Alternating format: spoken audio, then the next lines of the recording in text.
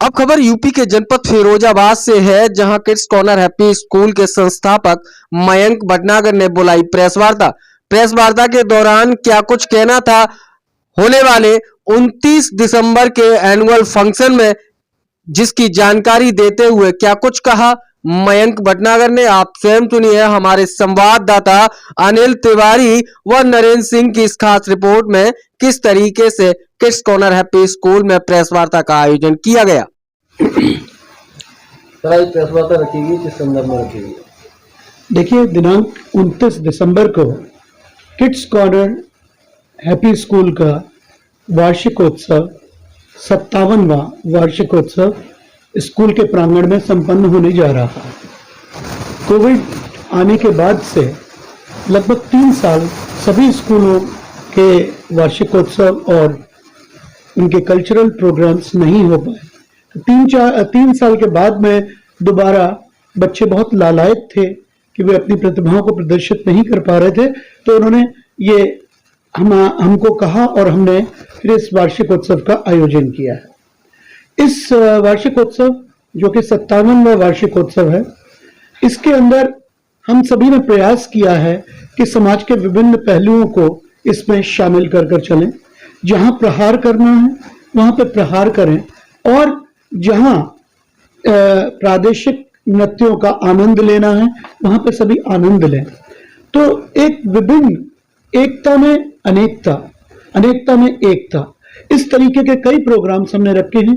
देशभक्ति से ओतप्रोत प्रोग्राम हैं, प्रादेशिक नृत्य हैं, प्लस ड्रामास के थ्रू हमने नाटक के थ्रू ऐसे मंचन कराए हैं जो समाज को संदेश देते हैं। जैसे कि एक हमने और टॉपिक लिया है जिसमें हम समाज को एक नई दिशा देते हैं, जिसमें हमने कहा है कि क्यों ना जिन माँ बाप के बच्चे नहीं होते, वो माँ बाप किसी भी तरीके से वो माएँ अपना सौरोगेसी से या टेस्ट ट्यूब बेबी से बच्चों को वो पैदा करना चाहती हैं। हम ये संदेश देते हैं कि उन बच्चों के जिनके माँ बाप गुजर चुके हैं या जो अनाथ हैं, उन बच्चों को गोद लें अगर, तो वो अपना सर्वस्व उनके लिए, जो उनको गोद लेते हैं उनके लिए देने का प्रयास करेंगे। कई बार आपके कुलीन रिश्ते उतना ज्यादा आपको प्रभावित नहीं करते, तो वो नाटक बहुत प्रभावित करेगा।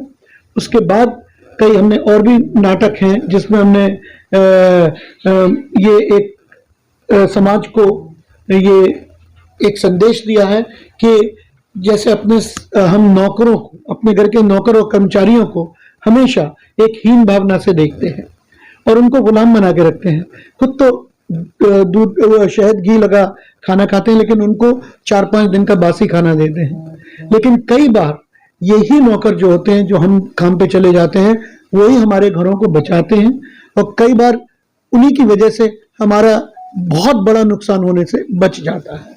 तो हमें उनको भी अपने परिवारिक सदस्य की तरह रखना चाहिए कि अगर कोई इंसान आपके लिए कार्य कर रहा है तो आपके घर का सदस्य होना चाहिए।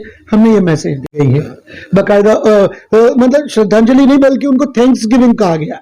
उनको कहा गया कि उन्होंने इतना कार्य किया कोविड के अंदर अपनी जान की ना परवाह करते हुए। उनको श्रद्धांजलि दी गई है कि जो डॉक्टर्स ये कार्य करते करते उन्होंने अपने प्राण त्याग दिए, जिन्होंने भी अपनी सर्विस के दौरान कोविड में मदद करी लोगों की, उन्होंने प्राण त्याग दिए, उनके प्रति कृतज्ञता दिखाई गई है।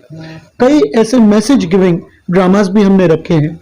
रक्त बीज का मंचन हमने किया है, जहां पे उसने वरदान मांगा था कि मैं एक राक्षस था और वो वरदान मांगने के बाद क्रूर हो गया और देवताओं का वो नाश करने लगा, तो काली ने उसका संहार किया।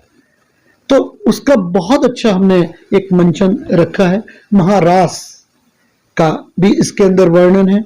अनेकता में एकता गीतों के माध्यम से हिंदू, मुस्लिम, सिख, ईसाई चारों धर्मों के गीतों के बाद उन चारों को हमने यूनाइट करके देशभक्ति से जोड़ा है कि देश के अंदर तमाम धर्म के लोग रहते हैं, लेकिन हर एक धर्म के लोगों के अंदर जो एक राष्ट्र के प्रति भावना है, देशभक्ति की भावना प्रत्येक धर्म के अंदर मौजूद है और इसीलिए भारत भारत है। पंजाब, हरियाणा, राजस्थान, कश्मीर और तरह तरह के विभिन्न प्रदेशों के प्रादेशिक नृत्यों का मंचन यहाँ किया गया। छोटे छोटे बच्चों के द्वारा हमने बॉलीवुड पे प्रहार किया है कि एक पुराना जमाना जो बॉलीवुड का था, जो गानों का था, वो इतना मनोहारी था और धीरे धीरे जैसे ही समय आगे बीतता जा रहा है बॉलीवुड अपना अस्तित्व खोता जा रहा है और फूहड़ गानों ने उनकी जगह ले ली है। तो उन पे भी प्रहार किया है छोटे छोटे बच्चों ने, और उस छोटे छोटे बच्चों ने भी बच्चों की महत्वता बताते हुए कि बच्चे तो भगवान की मूरत होते हैं, बच्चे तो अल्लाह की सूरत होते हैं, उन्होंने इसका भी अपना मंचन किया है।